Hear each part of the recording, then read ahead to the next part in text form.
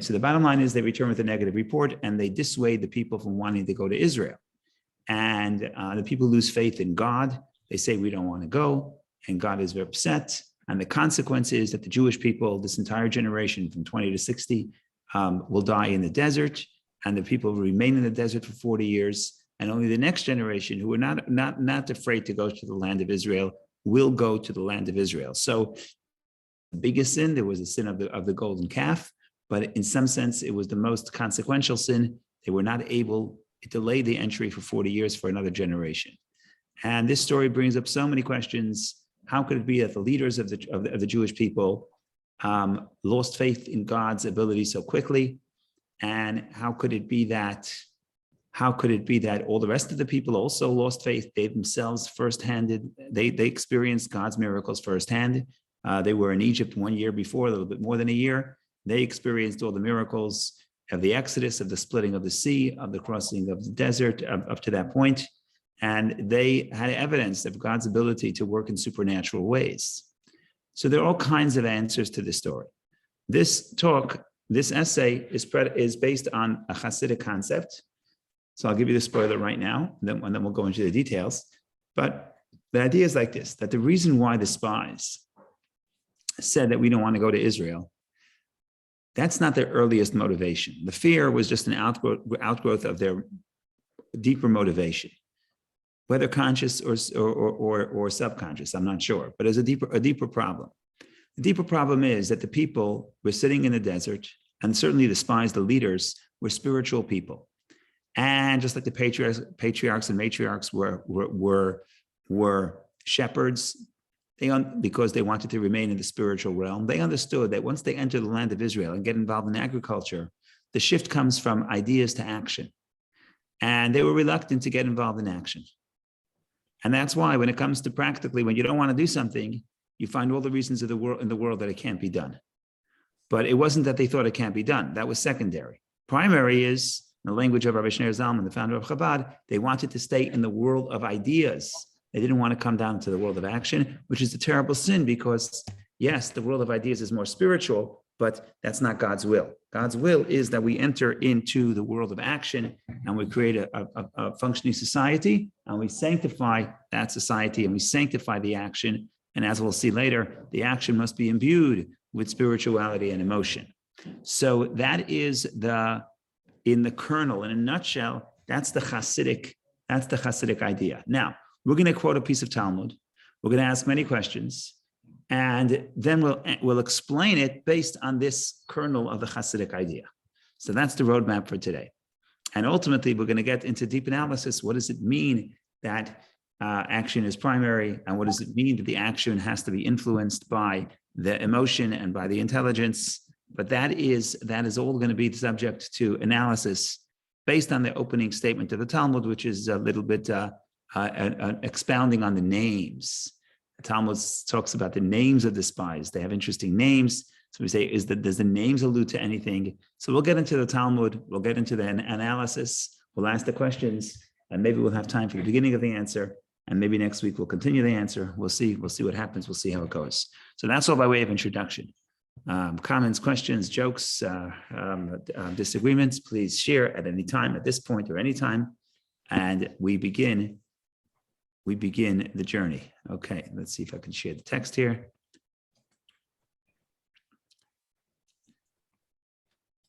Okay, so I'm going to share it. First, I'm going to put a link to it if anybody wants to see it in the chat, and then I'm going to share the screen. Yeah, I think that's it. Okay. Now, the Torah, the actual Torah, in other words, in the actual portion, the Torah lists all 12 names. Now, why is it important to know who the 12 names are? Okay, you know the leaders of the tribes, but they're not the leaders that we read about earlier. They're leaders. The Torah could have just said, we took people, we didn't have to say their name. In fact, in the Haftorah, in the book of Judges, in the Haftorah this week, which we read about the book of Joshua, we read how Joshua, his first act as a leader was he sent spies to the city of Jericho to scout the city, and they do, and they come back, and it's actually that mission was successful. There, the book doesn't say, the Torah doesn't say the names. The Medrash says who they were. Torah just says Joshua sent 2 people, right? It doesn't say the names. Here, the Torah gives us a great length. The Torah says exactly who they are. Some of the names are actually funny. Not funny, they're strange. I mean, not strange. They're just unusual for, if you know Ashkenazi names. Okay, so I'm sharing the screen with the names of the people. Okay. So he says, these are the names. I'm looking at verse 4. These are their names. For the tribe of Reuven, Shamua ben Zakur, son of Zakur. Tribe of Shimon, Shaphat ben Chori. Judah is Kaleb, the son of Yefuneh. Yisachar, Yigal ben Yosef. You have a whole, every tribe has a name. Every spy, which was from a specific tribe, 12 tribes, 12 spies, and you have a specific name. Now the question, so that's the Torah. Now we go to the Rebbe's essay. Here it goes. So the first thing we do is we quote a piece of Talmud. Says the Talmud as follows. Where is it? Talmud Sota. Okay. The Talmud writes, Rabbi Yitzchak says, this matter, come right in. Interpreting the names of the spies is a tradition in our hands from our fathers. In other words, we have a tradition from our ancestors how to interpret the names of the spies. The spies were named after their actions. In other words, that is a tradition. The tradition states that all the spies have names, and the names allude to their actions. That's what Rabbi Yitzchak says. Rabbi Yitzchak continues and he says, we don't really know what those names mean. We just know that generally you're supposed to, we just know we know that the tribes are named for their actions. We, however, have in our hand only one of those expositions. In other words, of the 12 tribes, we can only explain one. So what is it? So the name is Sisur ben Michael. They're writing it here with this Ashkenazi pronunciation, Sisur. So Sisur ben Michael. What is Sisur? Sisur comes from the word for he destroyed Hashem's actions. Satar or Sasar. Okay, so Satar, listor is to break, to destroy. So the spy's name is Stur ben Michael. He is comes from the word destruction. The spies destroyed the actions of Hashem. Michael, what does Michael mean? For he depicted Hashem as weak. The word mach is weak. Michael, literally, Michael is 2 words, mich, mach, and el, God. So he did 2 things. He destroyed Hashem's actions, and he made Hashem appear weak. That is what Rabbi Yitzchak says. So we got it so far. Rabbi Yitzchak says, I know that all 12 names of all 12 spies is a reason why they're called that names, and that name alludes to their actions. I assume their actions means their sin. But he says, we only know one. We can only explain one. Sisur ben Michael, that's the guy's name. Sisur means he destroyed God's actions. Michael means he made God mach, he made God weak. Fine, that's what Rabbi Yitzchak said. Said Rabbi Yochanan said, I can add one. We too can expound an interpretation of the name Nachbi ben Vafsi. So Rabbi Yitzchak says, I only know one. Rabbi Yochanan says, you know what, let's throw in another one. What does Nachbi mean? Nachbi comes from the word lehachbi, to conceal, for he concealed, hechbi, Hashem's words. Vafsi, he stepped. Pisa, lifsoa is to step, is to take a step.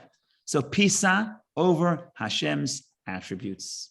This is the Talmud. Now we know generally the Talmud has 2 parts. The Talmud has a part of halacha, which is law, and then is agada. Agada is the expositions where it explains verses and explains, it's like medrash.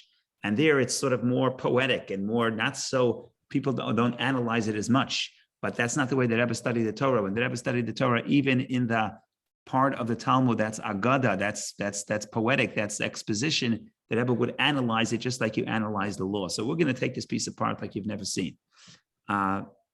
What's happening here? So again, just to repeat, the first guy says, Rabbi Yitzchak says, I have one name. I know all 12 names. I have a tradition. We have a tradition. All 12 names are related to their actions. But we know Satur ben Michael, he destroyed Hashem's actions. That's Satur. Listor is to destroy. Michael made God weak, or made God appear weak, but made God weak.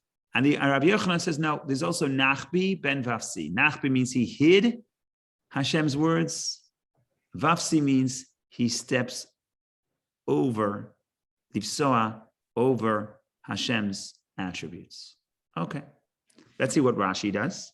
Rashi understands the phrase, we, however, have in our hand only one of these expositions to mean we do not know how to interpret the others. Meaning, we only know how to expound the name of one of the spies, Sesor ben Michael.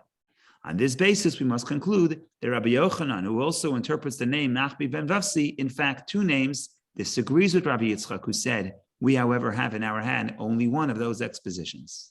So what happens here? It seems like Rabbi Yochanan is adding. But the Rebbe says, if you look carefully, they're not adding. It's a disagreement. Rabbi Yitzchak says, we only have one. Rabbi Yochanan says, we can add one. Okay, if you can add one, then you disagree with the opening statement that we only have one. Okay, so that's the way Rashi interprets this. Now, based on Rashi's interpretation, we're going to ask many questions. How many questions are we going to ask? A, B, C, D, E. Okay, not that many.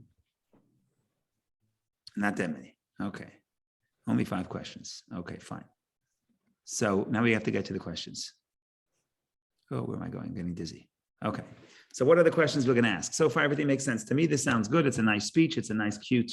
It's not, most people study it, though. It's not meant to be taken too seriously. Name, connection. Okay, well, we're going to analyze this as if this is, not as if, because this is part of Torah.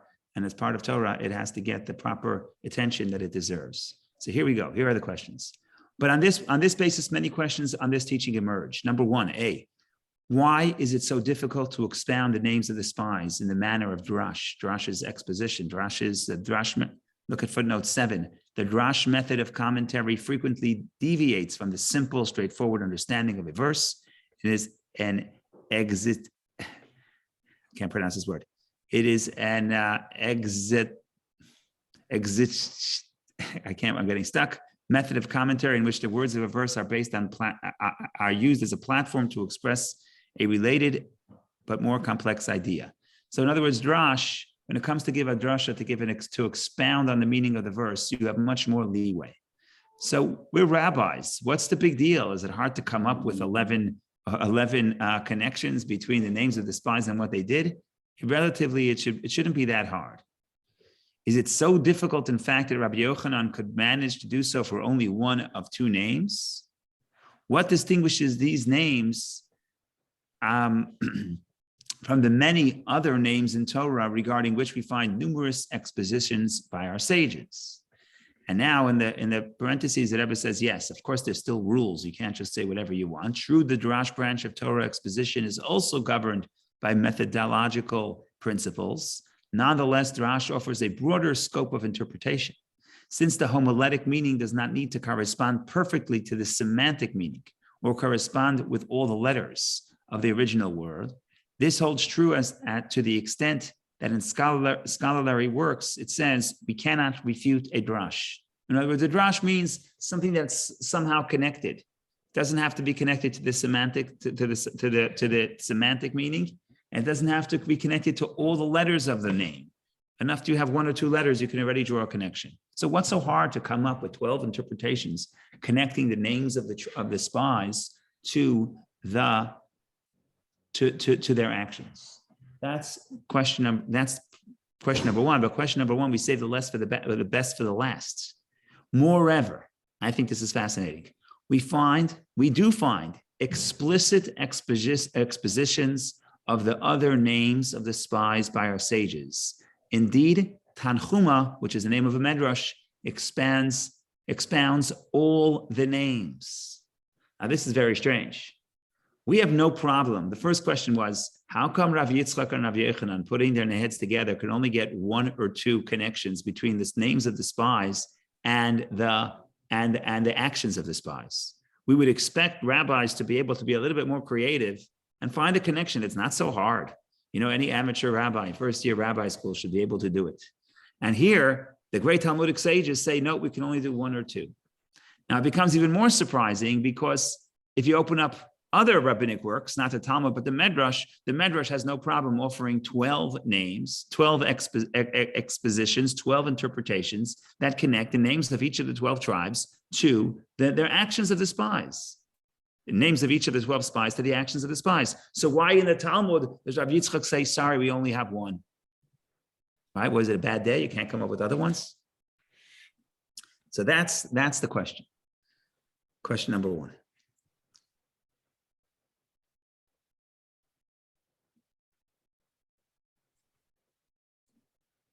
Question B. What is the meaning behind Rabbi Yochanan's wording, we too can expound, right? Rabbi Yitzchak said we only have one. After he explains his one, Rabbi Yochanan says, we too can also expound. If he wanted to expound another name, he should have simply said, we have in our hands two, or even more concisely, two. Rabbi Yitzchak says we have in our hands one. We only have access to one. Rabbi Yochanan could have said, we have two, or we have access to two, or we can expound two. He says, "Va'af anu omar," we're going to add. So it's significant. We're adding. We're not saying where there's two. We're saying there's 1 plus 1.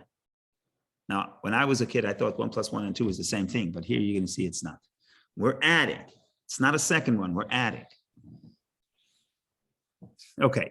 C, the syntax Amar Rabbi Yochanan, said Rabbi Yochanan, as opposed to Rabbi Yochanan Amar, Rabbi Yochanan said, implies that Rabbi Yitzchak and Rabbi Yochanan do not disagree. Rather, Rabbi Yochanan's statement complements Rabbi Yitzchak's statements.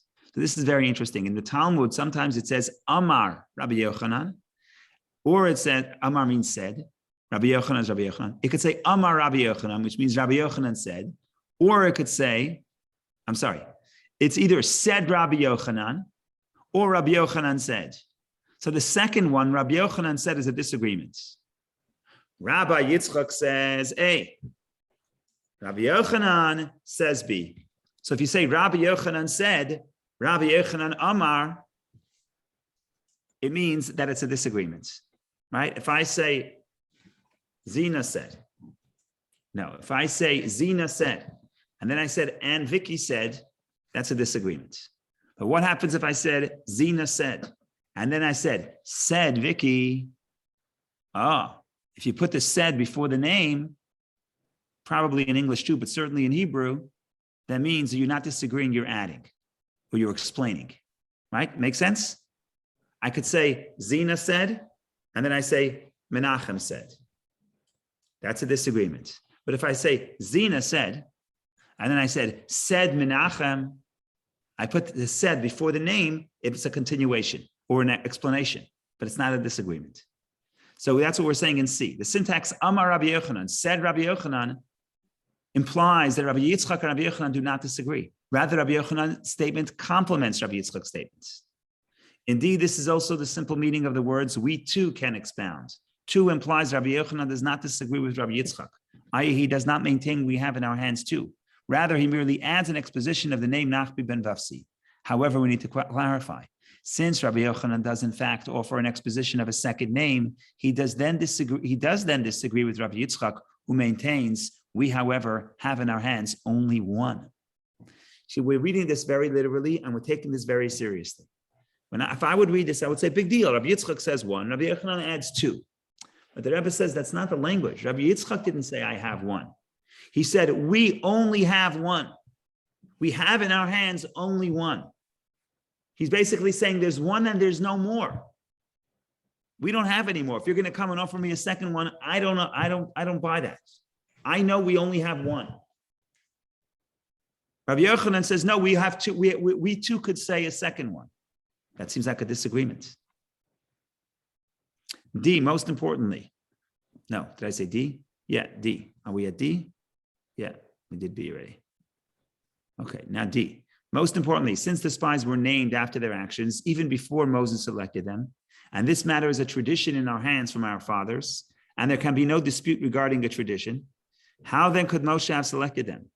This difficulty is especially problematic in light of the principle that a person should always be mindful of people's names. So here we have a problem. If you tell me that they're named for their actions, that would mean that it's almost like it's in their destiny. In other words, Moses could have known that they have such names that that mean or connected to their negative actions. So if that's the case, why did Moshe send them?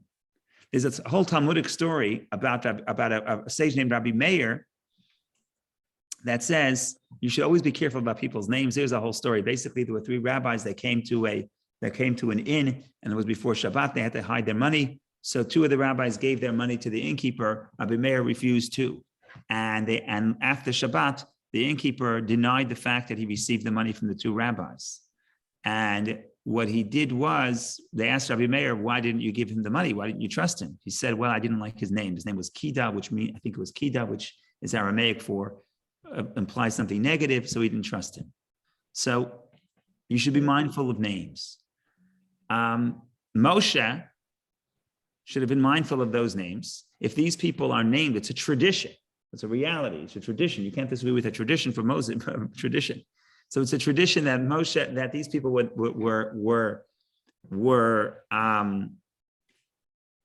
it's a tradition that they were named for their actions. So why couldn't Moshe realize that this is going to happen? And why did he therefore send these spies and not select other spies?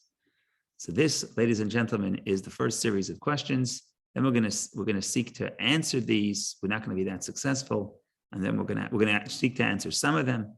We're not going to be that successful, and then we'll try again, and ultimately offer the answer, and then expand upon the answer.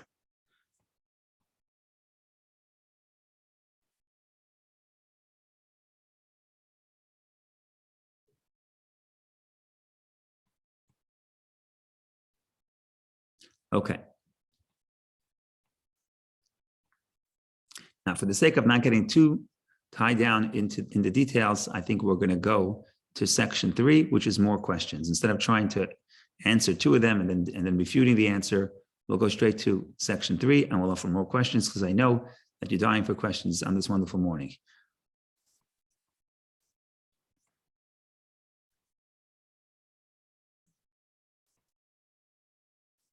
Okay, I went to number 3. Okay. Additionally, we need to clarify the expositions themselves. Okay, now we're going to analyze. So till now we analyzed the sort of the surrounding. Is there 1? Is there 2? Why did Moshe send the names, these spies, if their names indicate that they're going to sin? Now we're going to look at the actual expositions, the actual interpretations themselves. And once you analyze it carefully, you see that there's more questions than answers. I mean, almost every word in this teaching doesn't make sense. So here we go. Additionally, we need to clarify the expositions themselves. A, what does the phrase "for he destroyed Satar Hashem's actions" mean? How did the spies destroy? How do we see the spies destroying Hashem's actions? What's Rabbi Yitzchak's interpretation? He says, Satur ben Michael. Satur means he destroyed Hashem's actions. As far as we can tell, the spies did not destroy anything. They denied Hashem's ability. Fine. How is that destroying God's actions? So let's see. That's a legitimate problem. So let's see what Rashi said when Rashi interprets the Talmud. Rashi explains, he disputed with and depicted the enemy of Hashem as a liar. In other words, Rashi interprets the phrase destroying Hashem's actions as depicting God as a liar, meaning God says you'll be able to conquer the land, and the reality is you won't. Now, are you satisfied with that, Rashi? I don't see how you could be. What does depicting God as a liar have to do with destroying Hashem's actions? I understand both of them are not good, but it's not the same thing. So that's what the Rebbe says. However, this interpretation is valid only according to Rashi's version of the Talmud's text, for he destroyed Hashem's words, but not according to our version, for he destroyed Hashem's actions. For by disputing Hashem's words and depicting the enemy of Hashem as a liar, he did not destroy Hashem's actions. So this is very interesting. I forgot this. Rashi gives his interpretation because Rashi has a different version of the Talmud than we have. In Rashi's version of the Talmud, it said he destroyed Hashem's words. So Rashi said he made Hashem a liar. But our interpretation is, our version of the Talmud is, he destroyed Hashem's actions. So the question question presents itself again. What did the spies do to destroy Hashem's actions? They denied Hashem's ability. Fine, that's not destroying Hashem's actions. Maharsha is one of the commentaries of the Talmud that also many of the commentaries of the Talmud ignore all the medrash part of the Talmud and they only focus on the halacha. But the Maharsha explains all parts of the Talmud, including the homiletic interpretations. So what does the Maharsha say? Maharsha explains that Hashem's actions refers to the miracles and wonders that Hashem performed for the Jewish people at the time of the Exodus. This is very creative. He says, when they destroy Hashem's actions, it means that they destroy, in other words, they deny the miracles, the actions of God, the miracles that God did for the Jewish people during the Exodus. Thus, he destroyed Hashem's actions means he concealed and covered them as if he did not notice them. That's what the Maharsha says. So the Maharsha says that the spies are ignoring Hashem's actions, or they're concealing Hashem's actions. What is Hashem's actions? All the miracles that Hashem did for the people. However, this interpretation is not altogether smooth because the Talmud's wording satar means destroyed, similar to the meaning of this word in the context of destroying a building.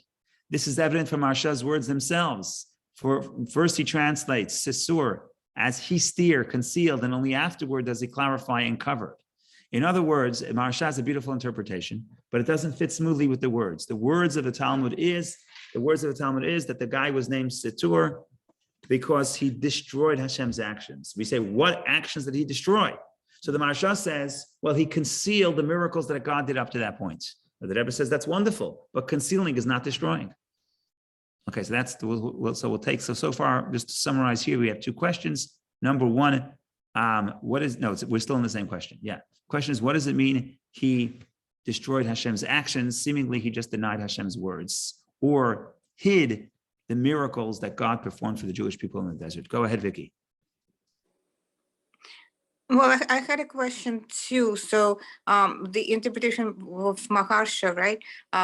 I think it wasn't that as severe as destroying the words, because if you just hid something, hid some actions, it's not as severe as destroying the words, because words leads to action.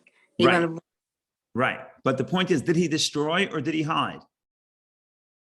He didn't destroy anything. What did he destroy? That's the problem. The problem is, if we're going to take, most people don't have a big problem with this because they read the homiletic part of the Talmud and they say it's just nice. It's supposed to be inspiring. It's not really precise. But the Rebbe understood that every part of Torah is exactly precise. And if Rabbi Yitzchak says that he's called Situr because he destroyed Hashem's actions, then you got to take that seriously. So what did he destroy Hashem's actions? First of all, he didn't destroy anything.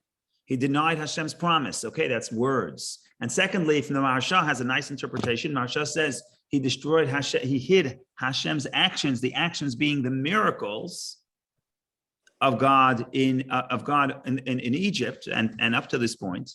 Then that's nice. That explains the actions, but still it doesn't explain the word destroy, because God didn't destroy, because the spy didn't destroy. He just denied and concealed. But making Hashem a liar has more destructive power. I agree. So it's definitely a terrible sin. There's no question about that. The question is, how does that fit into the words? Remember, the word Situr means destroyed. Right? We're connecting it. Situr, his name is Situr ben Michael. Situr means destroyed. You can't get away from that.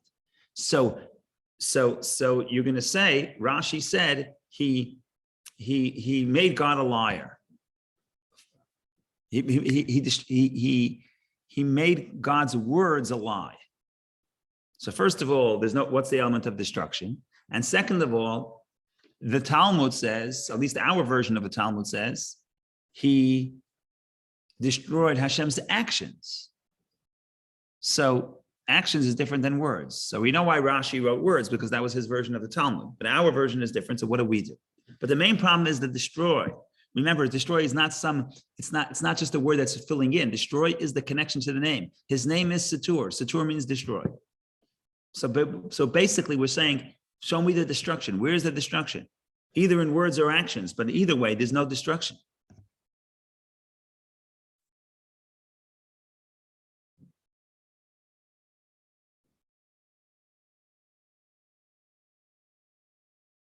So that was the first exposition. That was the interpretation of Rabbi Yitzchak. He said, Nachbi ben Vafsi.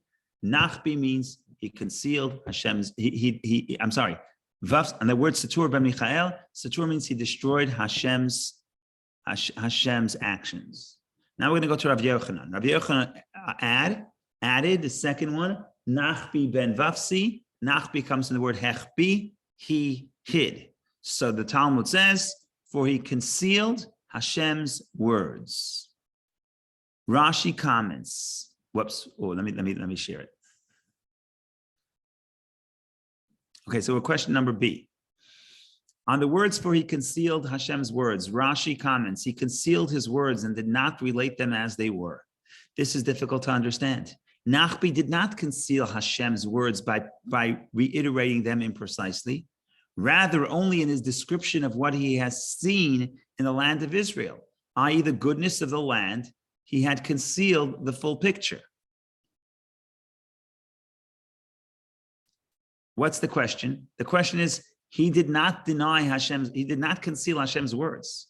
Hashem said it's a land that flows with milk and honey. Hashem said we can conquer the land. Nachbi is not disagreeing with that. He doesn't disagree with what Hashem said. In other words, he's not hiding, he's disagreeing, but he's not hiding Hashem's words. What he's doing is, he is not giving the right facts, he's not giving the full story. He is saying that we're not able to do what Hashem wants. Okay, that's fine, there's a terrible sin, but that is not hiding Hashem's words. He didn't hide Hashem's words at all. Number C, subsequently regarding for he stepped over Pisa, Hashem's attributes, right? Nachbi ben Vafsi. Vafsi means he stepped over Hashem's attributes. I don't even know what that means. So we have to look at Rashi. Rashi explains, he stepped over for he did not present them as they are. But Rashi does not say what divine attributes the spy glossed over, thereby failing to accurately report them to the Jewish people. In other words, he did not present Hashem's attributes. Which attribute did he not present? That's the stepping over. Maharsha understands that Hechbi and Pisa, which means hide and step over, mean not that Nachbi refrained from relaying Hashem's words as they were, but rather that he concealed Hashem's words to himself. Meaning in his psyche, the truth of Hashem's earlier statement that the land is good was concealed, i.e. he did not believe it. Additionally, he stepped over Pisa, Hashem's attributes, meaning that inwardly he stepped over, i.e. did not believe in Hashem's attribute of justice, rewarding generously those who believe in him. In other words, the Maharsha says, the Rebbe asked, where do we see that the spy, Nachbi, did anything to hide Hashem's words or to hide Hashem's attributes? So the Maharsha's answer is brilliant. The Maharsha says, he didn't hide it from the Jewish people. He hid it from himself. It was concealed in his subconscious. He wasn't aware, he wasn't cognizant of Hashem's words and of Hashem's attributes. But on this basis, we need to clarify, what is the difference between the two expositions?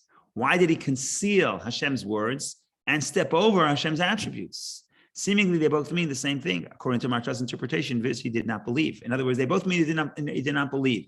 So what does it mean? He concealed or he stepped over? He concealed the words and he stepped over the attributes. Is it just being poetic? Or as we're going to see later, no, every expression here is precise. Okay, we have enough questions. We did 40 minutes of questions. Now we can go home. No, we have to do a little bit of the answer. And then I guess we can come back next week and elaborate. And this is the key. The answer is going to be 4. It's absolutely brilliant. It's absolutely brilliant. But we're not going to, we're first going to state the answer. And then we're going to take it apart and explain it. In other words, in the beginning, we're just going to be a statement of the answer. And later, in other words, to explain how we're going to answer it, later we'll take it apart. So should we review the questions or no? We had enough questions. I'll do it very quickly. Okay, number 1. Let me try if I can do this in 2 minutes. What's the big deal to find expositions of all 12 names? We find that the Medrash did it. Why can't Rabbi Yitzchak do it? Number 2, what does it mean? We too will say that there's a second one. Just say we have 2. Rabbi Yochanan says we have 2. No, he says we too will say. What does that mean?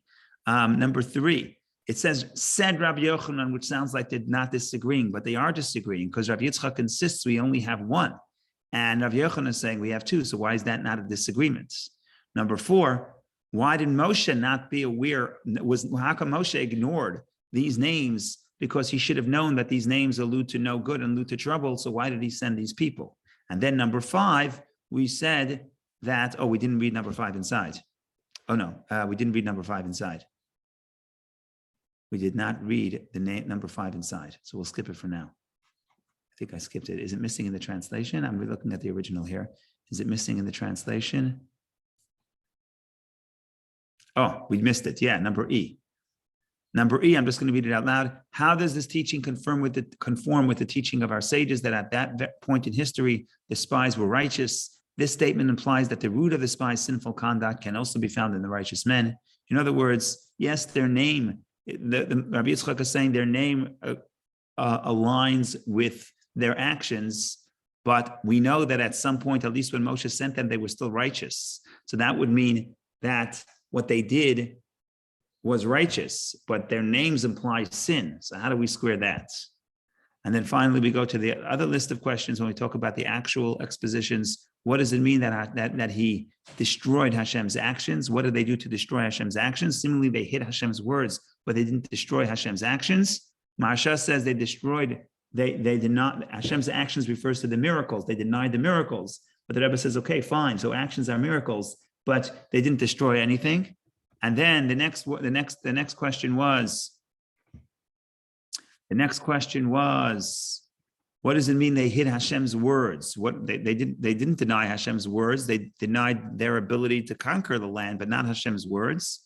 And what does it mean stepping over Hashem's attributes? Seemingly, which attributes did they hide? Maharsha says they hid it and concealed it from themselves. But if that's the case, what's the difference between hiding and stepping over? Okay, fine. There are a bunch of questions here. I'm sure of all these questions, at least a few are compelling. Okay, I think we're ready to go. We're ready to continue.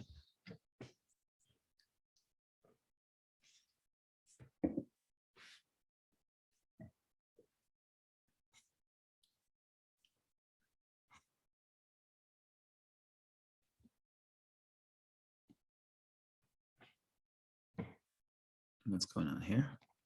There we go. English better than Yiddish.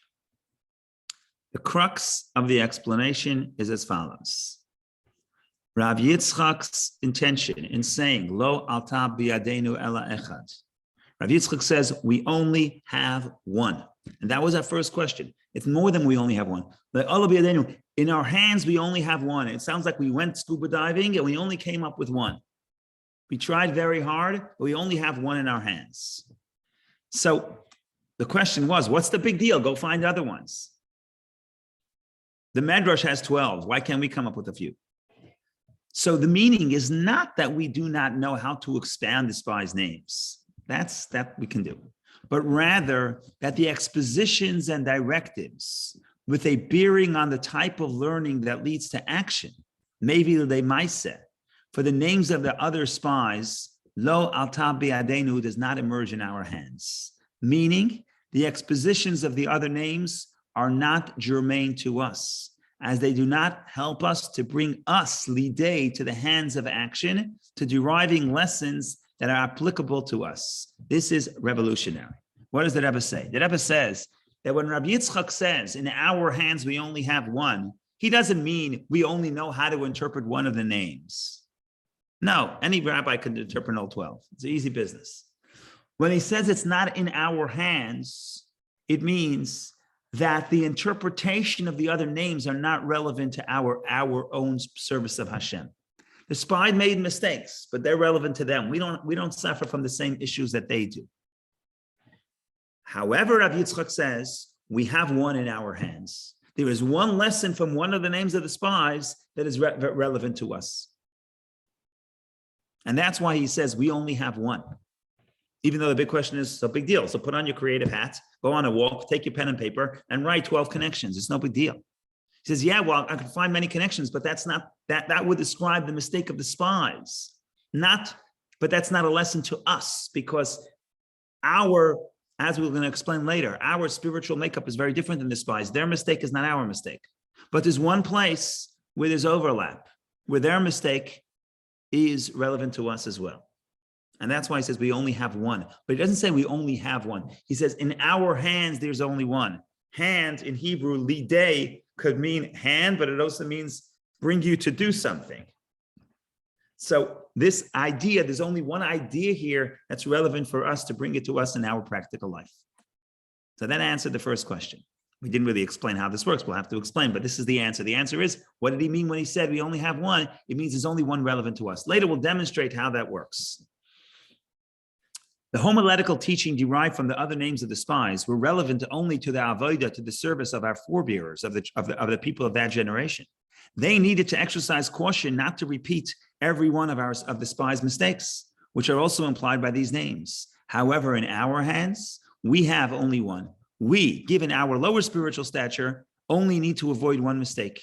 Sesur b'Michael, i.e., that we should not destroy Hashem's actions. We're going to explain this later, what that means. But first, the thesis. The thesis is, yes, there are many mistakes. There are 12 mistakes that in the earlier generations, they had to derive from the names of the spies. That's the tradition from our fathers. But for us, in our hands, we only have one. There's only one mistake where we have to work to avoid. Because our service, our state of mind, we're different than them. We're on a lower level. We don't have to worry about what they worried about, except for one. To this, Rabbi Yochanan adds, and that was the whole thing. We spent a lot of questions asking, is Rabbi Yochanan disagreeing and saying we have two, or is he adding? We're going to say he's not disagreeing. He's adding, but he still says we only have one. He's saying he agrees with the statement we only have one, yet he adds. How do you do that? Well, let's see. To this, Rabbi Yochanan adds, we too can expand an interpretation of the name Nachbi ben Vavsi. True. Following in the same path as our forebearers, we need only to avoid one mistake. Sesur b'Michael. However, the lesson from the exposition of Nachbi ben Vavsi is also relevant to us, but not in the same way as it was to our forebearers. For we cannot attain those heights. Rather, we too can expand this issue as it relates to our spiritual standing. We could have the cake and eat it. We can have the cake and eat it too. I'm happy to report. Rabbi Yitzchak is saying, Rabbi Yochanan says, we only have one, but we're going to add. But it's not two. How so? Because the first one, when Rabbi Yitzchak said we only have one, he's saying there's one mistake of the spies that we have to adapt and we have to learn from as it is. Because we have to avoid making the same mistake they did. Rabbi Yochanan is saying something more subtle. There's another lesson that was relevant to them, but is relevant to us in a different way. So that's what we say, we also can add. And he's not disagreeing with Rabbi Yitzchak who says we only have one lesson. Because the exact precise lesson, the way Rabbi Yitzchak has it, the precise lesson, the way the spies learned it, we only have one. But to take one other lesson and apply it to us in a different way, that we have a second one. But it's not a second one because the first statement still stands true. There is only one lesson that we have to take to our life that is the same lesson that was relevant to the generation of the spies. And then we say, in addition, there's another lesson that they had to learn in one way and we apply it differently. So that's adding, that's not disagreeing. Because we're not applying it in the same way, we're applying it differently. That's the answer. Now we understand, now we have to explain what that means. What does it mean that there's only one lesson that we take in the same way, and we have to get into the lesson, and eventually we'll get into all the subtleties of all the expositions as we analyze what does it mean? Hiding Hashem's words, what does it mean? Stepping over Hashem's words, destroying Hashem's actions, et cetera, et cetera. We're going to get into all of that. But in the beginning, we already put something down here. What did we say? We said that the mistake of the spies is not really relevant to us because the mistake of the spies emerges from their high spiritual stature. We're not on that spiritual level. So we're not going to make those mistakes. That's not relevant to us. There is one mistake, potential mistake, that is relevant to us. And that's why Rabbi Yitzchak said, we only have one. Rabbi Yochanan adds, indeed, we only have one there's only one mistake that we can make the same way as the spies. We only have to worry about one. But there's another one that we have to learn from. It's a little bit different than the spy. It's different because the spies take one lesson and we have to learn that lesson in a different way. So that's the answer. Now we're going to start getting into explaining what exactly does that mean. So to do that, we're first going to have to give a little bit more insight in the Hasidic and Kabbalistic background of the story of the spies. And after that, we can go and explain, come back to our subject.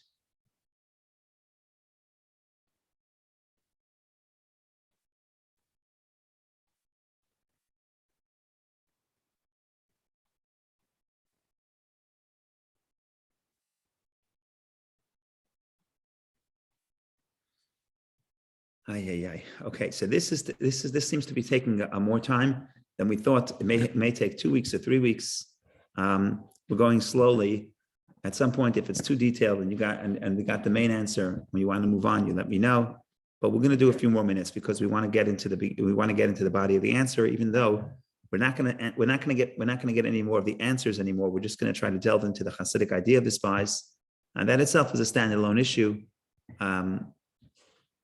But we're going to have to continue even the explanation next week, and then we can go back to applying it to the details. But I think if you're still with me, if you still have energy, I still have a little bit of coffee left in the cup, so we can go a few more minutes. There's still a little bit of gas in the tank.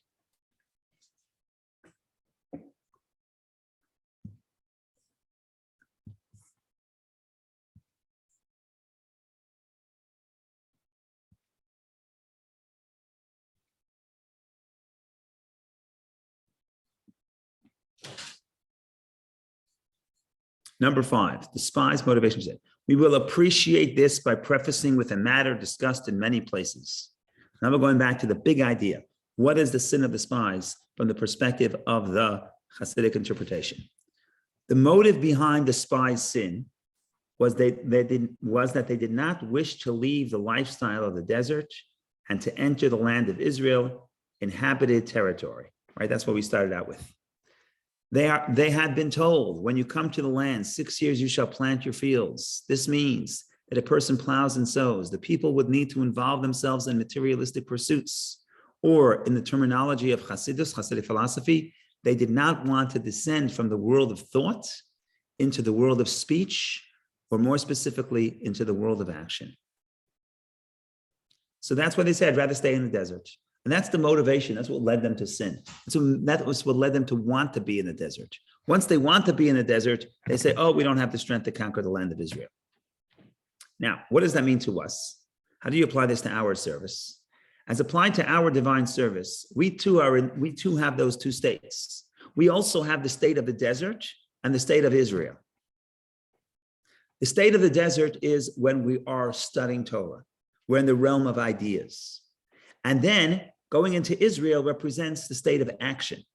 When we do something good in the world, we do a mitzvah, we do a good deed. Some people are like the spies. They're stuck in the world of ideas. They want to study all day. And that's the sin of the spies. We have to make sure that this being in the world of ideas does not trap us in the world of ideas. Rather, it actually the study leads to action. So that's what we're going to say in the next paragraph. As applied to our divine service, this represents the difference between the Torah study and mitzvah observance. Torah is your wisdom and understanding. Quote from the Torah. Torah is your wisdom and your understanding. So it's ideas. Thus, that is, Torah study involves the mind and thoughts. And then articulating the thought, because Torah also involves speech. But it's even the speech is articulating an idea. The underlying idea of mitzvot is action. The spies wanted to remain in the desert where the Jewish people were primarily involved, where the Jewish people were primarily involved in learning Torah. They balked at entering the land of Israel, where the primary avoda, the primary divine service, would be performing mitzvot. Right? So you have practically. Practically means they're moving from the desert to agriculture. But what does that mean? What's the deeper interpretation of that? It's the shift from ideas, from study to action. But then we have a quote from the Medrash, actually Ethics of the Fathers. But ultimately, what do we know in Judaism? Study is not the most important thing, but action. In other words, action is the most important thing. Hashem's goal, God's goal in creation, was to have a dwelling place in the lower world. This goal is primarily accomplished through divine service in the lower world, i.e., the performance of mitzvot, physical objects. Okay. In other words, what are we saying so far? We're saying this is a relatively nice and easy idea to understand. The spies wanted to remain in the realm of ideas. The sin was that they did not shift to the world of action. Now we're going to say, how could the spies miss something so obvious? Of course, you need action. God created this world because this is a world of action. So what we're going to do now in the next paragraph is we're going to fine tune what that means. In other words, yes, they agreed to action, but they did not agree to action the way it should be in the Torah. So we're going to get into three ways of the interplay between study and action. And the spies agreed to some, but they missed the point of the other ones. And then we're going to turn back to our discussion eventually when we have time, probably next week. So we say, however, this is puzzling. Since at that time the spies were virtuous, how could they have been mistaken about something so fundamental, thinking that the avodah of mitzvah performance was unnecessary? There's 613 commandments in the Torah. The spies didn't care for action. They didn't care for action. They were still righteous then. How could they have missed the importance of action? Therefore, we must say, two, that they too were aware of the performance of mitzvot was necessary. And on the contrary, these are prime importance. These are of prime importance. But they maintain that the performance of mitzvot as done in the desert sufficed. For in the desert too, the Jewish people kept many mitzvot and also fulfilled the instruction concerning mundane matters, that all your actions be for the sake of heaven. However, they believe that they did not need to be invested in action to the extent that they would if they entered the land of Israel. In other words, like this, what the Rebbe is adding here. So what we said in the beginning of section 5 is basic Hasidic philosophy. And that is that the spies wanted study, they didn't want action. But the Rebbe is saying we got to drill deeper, because it's impossible to say that they rejected the importance of action. The whole Torah is the 613 commandments. Is it possible to say that they thought that action wasn't important? Okay. So we're going to fine tune the idea. They also agreed that action is necessary, but not the way the action will play out in Israel. And that what we're going to do now is we're going to bring three methods of the interplay between action and study. And we're going to say the spies agreed to the first one, but not to the third. And then we're going to explain what that means, and then we come around back to our interpretation. And based on that, we'll understand all the subtleties that still have to be still yet to be explored. So the only question is if we should read 6 or we should stop now. That's the only question. Of all the questions, that's the hardest question.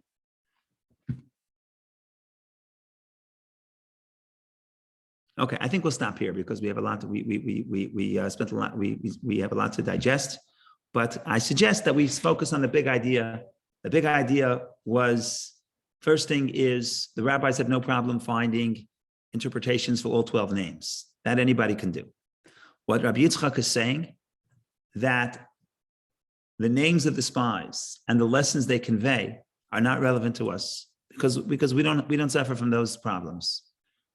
Those problems that they suffered from is because of their greatness, their sublime state, as we're going to explain later.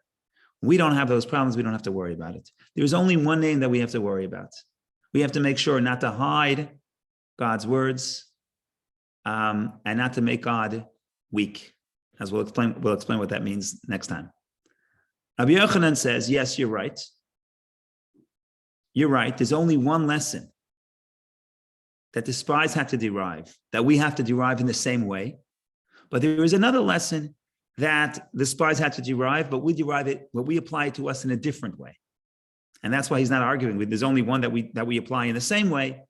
There's another one that we apply in a different way, as will be demonstrated in next time or the time after that. So that's by way of introduction. Now we start getting into the body of the interpretation. Why did the spies sin? Why didn't they want to go into the land of Israel? It cannot be only because they did not believe in God's ability. That would be absurd. They saw God's miracles. So it must be they didn't want to go in. Why didn't they want to go in? Because they wanted to remain in the realm of study, and now they don't want to enter the realm of action.